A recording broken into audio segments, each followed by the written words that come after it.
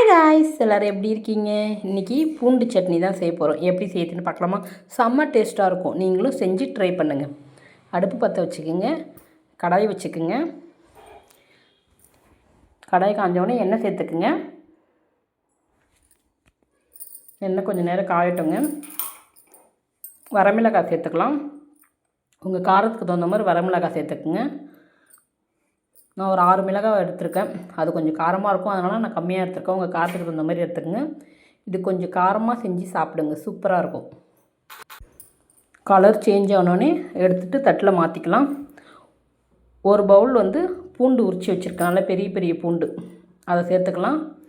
பூண்டு நல்லா colour change ஆகட்டும். அடுப்பை நார்மலாக வச்சு பூண்டு வறுத்துக்கலாம். நல்லா கலர் சேஞ்ச் ஆகட்டும்.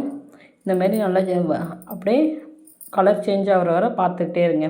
பார்த்து வறுத்து எடுத்துக்கலாம்.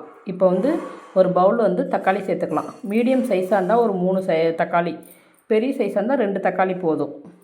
அதையும் நல்லா சேர்த்து வதக்கிடுங்க. உப்பு சேர்த்து வதக்குங்க.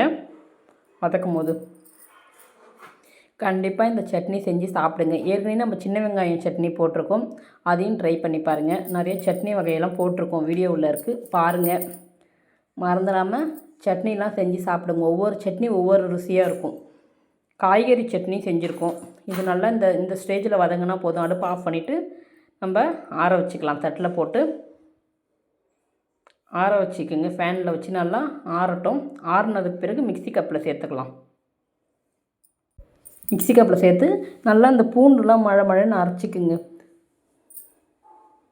நல்லா அரைச்சிட்டு வந்தாச்சு. இப்போ தாளிப்பு, கடுகு, உளுத்தம்பருப்பு சேர்த்து கருவேப்பிலை சேர்த்து தாளிச்சிக்கலாம்.